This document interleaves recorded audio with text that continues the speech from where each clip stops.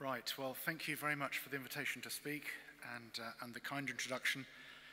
I'll do a very quick canter through how the UK approaches cultural property protection, mainly through the lens of the Hague Convention and our obligations. As for myself, as you can see, I'm a naval officer, but I've been seconded with the Army for the last 4 years, and I command the Cultural Property Protection Unit, who are vested within the British Army, but deliver capability for defence. And a little bit like, as Tim said earlier, we're not here to protect the world's treasures from damage. We are here, first and foremost, to enable British forces to comply with the Hague Convention, respect cultural property, and use that as a tool of mission success. So to build on another military view, we are here in support of our own forces. Lots of bad things happening in the world elsewhere.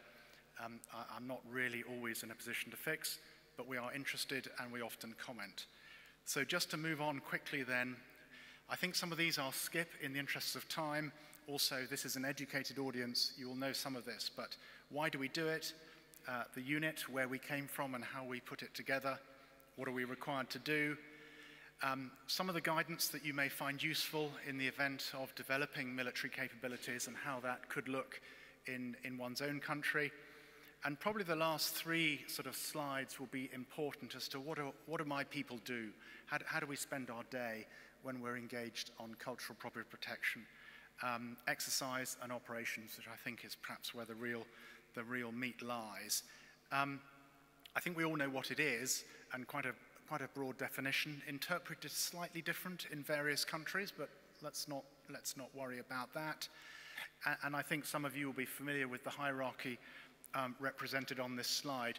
And I think, as was touched on by Peter Stone, some of the language in the Hague Convention, developed in the immediate post-war period, is quite old-fashioned in many ways, and it's very much on state monuments and those sort of big bits of a large Victorian city with libraries, museums, and galleries. We're quite interested in what sits here, because in our view, if you get that wrong in your area of operations, that'll have bad impacts on your mission, and that's actually often where you may learn as much and understand about the operating area and the people you're living with and doing with it.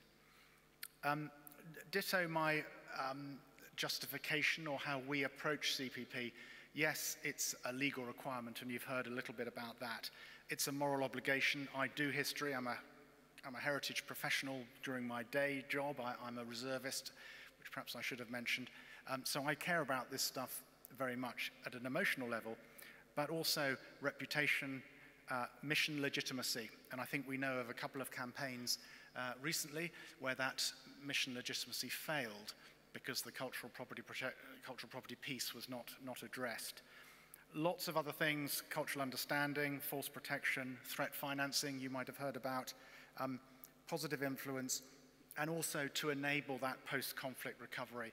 When you're dealing with shattered societies, shattered populations, one of the things that can cling to and be an agent for reconstruction, rehabilitation, and actually reconciliation. And I think there's an interesting thing to follow there, which was touched on. Getting to the meat of it then, the formation of my unit. Where did it come from? How did it happen? Many countries in Europe have had cultural property protection units for a long time, sometimes since the creation of the convention.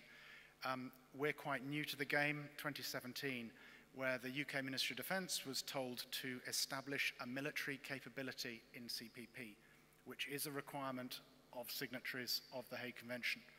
And the Hague Convention is a good document. It has lots of things that you have to do.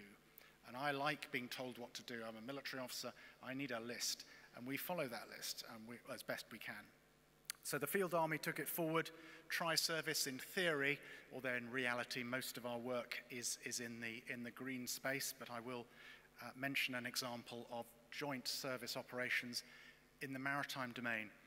And there's a whole interesting story of underwater cultural heritage that I look forward to giving to you when you've got a spare 45 minutes at some other occasion.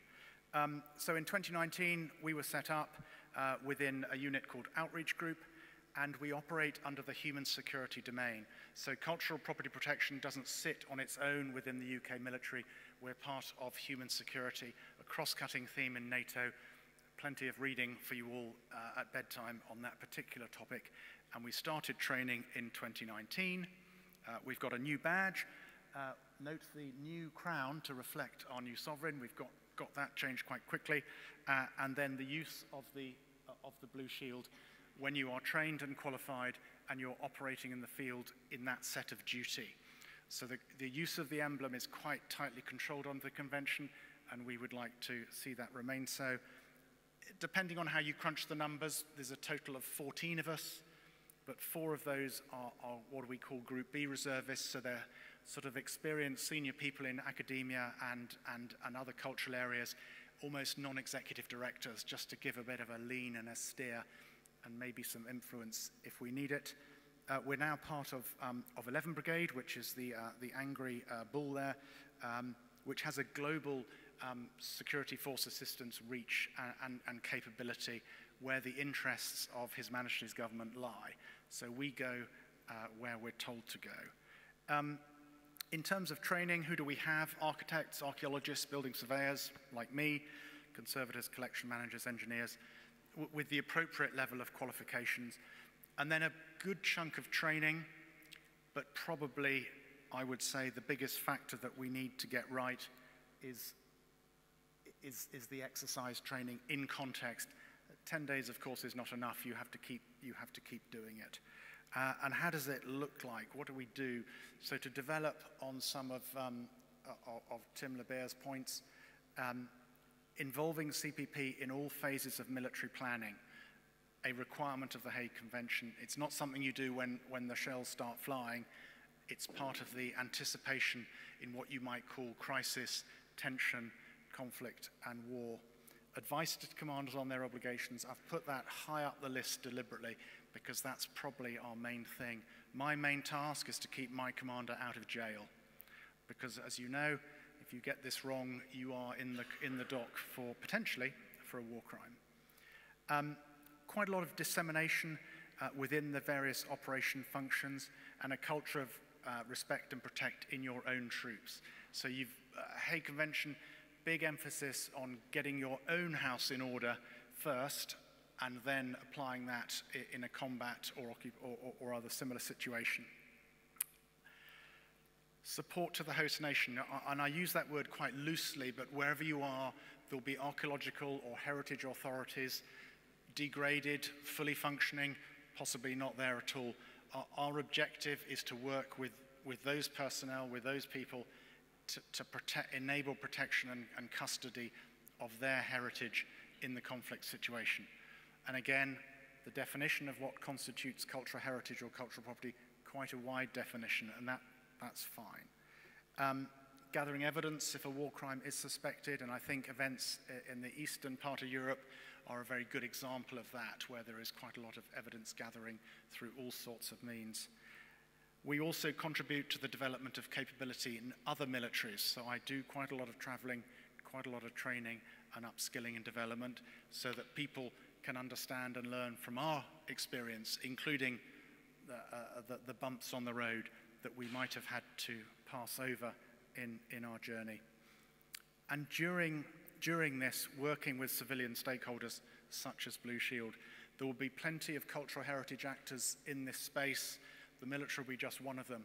So NGOs and other organizations, some of you who are here today, who are all part of the story, all part of the mix, and also potentially all part of the longer term solution of reconstruction and sometimes what is called return to normality, if indeed such a thing works in the world today. What books do we look at? What is our doctrine? Still to emerge in truth, but as I mentioned, the human security document, this is open source. Any of you can go onto the internet and have a look at that, and you can see where we put CPP in the wider human security picture. And also the Army Field Manual, not available to you all, I'm afraid, which has an element of our activity in the stabilization operations side of the house, and you can see the front cover. Getting into the wider story and how would a military look at this in its sort of entirety, A good document from the NATO CIMIC Centre of Excellence, who published this document here with the front cover image, also open source and available to anybody, which gives some quite nice steers on how you might approach the delivery of CPP on the ground in a military context, with a broad Hague Convention handrail of compliance. You've heard a fair bit about UNESCO. They are the holders and sponsors of the Hague Convention, and they've published this document a while ago now, but again, a very good handrail. Civilian written, with an emphasis on what they feel the military should approach and do. Remember that each nation, every country has a slightly different take on the delivery of CPP, depending on your own security situation. What do your military forces do? Where do they go? What do they do it? So how you apply this will vary, but a good handrail. In terms of my team and the CPPU back in the UK, I suppose, as was touched on, integrating CPP into UK military training. And culturally, that is quite a journey. I just can't sort of turn up and smile and say, hey, let's do a lesson today. Integrating yourself in the training machinery and the training architecture of large armed forces is quite time consuming. We work with defense estates to protect CPP on mod land. Again, get your own stuff right in your own country before you seek to apply it elsewhere. And understanding cultural property lay down in areas of interest. If you haven't noticed, the Hague Convention places quite an emphasis on preparation in anticipation of operations. So we're scanning around, where are we going to be, what are we going to be doing, what might the cultural property lay down in that particular area of interest look like, and my team are doing that in a couple of parts of the world right now. Touched on other armed forces, Blue Shield I've touched on, and I think this penultimate point, embedding CPP in exercise design and delivery, is really important. Get those cultural property protection scenarios into these exercise serials and events, because if you won't practice it on exercise, you will not do it in operations. Simple as that. So a big task for us all, I think. And really, finally, delivering support to deployed UK forces on operations. Before they go, they get a bit of a steer on what they're going to be doing out there and why cultural property protection is relevant to their objective. In terms of the UK, just a quick image of an archaeological site in the north of England on one of our exercise areas, and the defence management of that covers signage. Working with other heritage agencies and bodies, this is my day job. I work for Historic Scotland, based up in Edinburgh. This image shows Edinburgh Castle, a significant monument, and we're working there with the staff, the civilian staff of that castle, in terms of, let's call it emergency preparation, potential evacuation, or protection. So working with other counterparts in your own country, or working with counterparts where your troops and soldiers may be. A little bit of sitting down with inventories and moving things around and working what you do where, some of the team there. And then more recently, working with the US monuments officers in their training, with lots of ideas and considerations being thrashed around in what you can clearly tell is a very taxing brainstorm. In terms of exercises, not a million miles from here, this is the Baltic region, obviously an area of interest to NATO, a long sequence of maritime exercises. And when I say maritime, what I really mean is ships and maritime units doing operations on land and with aircraft. So increasingly now everything is joined up. And for example, the US Marine Corps embarked on this platform here. We put in a couple of exercise serials for them to deal with, whether that was in an exercise situation, them accidentally breaking something, or them being told how they should deal with a certain target, including rules of engagement for the protection of cultural property protection. And I think given the way we operate in NATO with rules of engagement, different national requirements on delegated authority for rules of engagement, so for example, in the United Kingdom, we do not have rules of engagement for the protection of property, of any property, fuel, ammunition, or cultural property, without special authority. So each country will have to deal with this differently as the mission is configured and planned. Quite an interesting test there. In terms of support to operations, pre-deployment training, respect and protect, the status and issues regarding the CP and theatre. So why are certain buildings not there?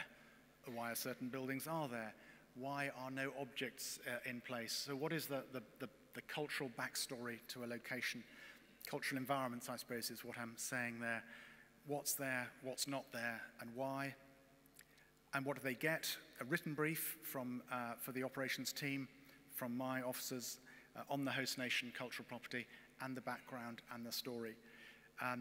If possible, an exercise in the UK with a scenario concerning cultural property, be it a museum, be it a religious building, or maybe an archaeological site. And then we keep what we call reach back, whereby those who are deployed have the ability to get in touch with my officers to ask about a certain problem. That's kind of what it looks like. Getting a brief from one of my officers with the objective of opening eyes, ears, and general, let's call it sensitivity to cultural issues, so that when they're out there in their trucks, on their operations, they're able to feedback, comment, observe, and make decisions that are respectful and informed, depending on the landscape. I touched on reach back. So this is when we had an operation running in Mali. It's now finished, but we had an inquiry about a cultural object which you can't see properly, but that was a carved head on the front there. This was lying in the camp and unloved, probably at risk of damage, had been recovered from somewhere. So the message went back to us, looked at it in detail, gave some very basic advice on what they should do, handing appropriate handover to the Malian heritage authorities and that journey. So not a particularly kinetic example, but sort of the everyday stuff that might happen. I'm just about to run out of time. This slide is a bit out of date, but just gives a feeling that we're active and engaged in many, many parts of the world, and very happy to discuss in the breaks how other militaries might progress or go forward. So thank you for your time. Thank you for the invitation, and I'll conclude right now. Thank you.